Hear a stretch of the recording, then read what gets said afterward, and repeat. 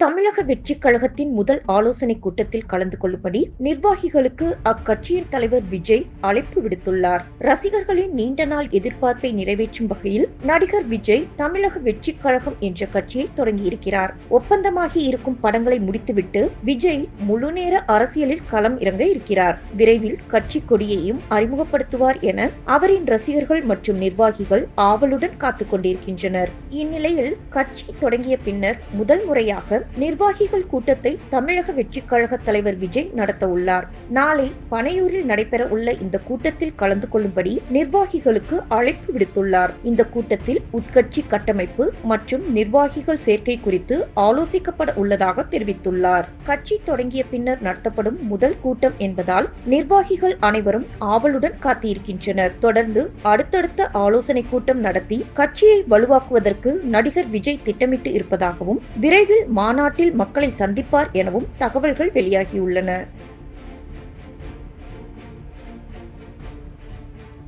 செய்திகளை உள்ளது உள்ளபடி தெரிந்து கொள்ள ரெஃப்ளெக்ட் நியூஸை சப்ஸ்கிரைப் பண்ணுங்க.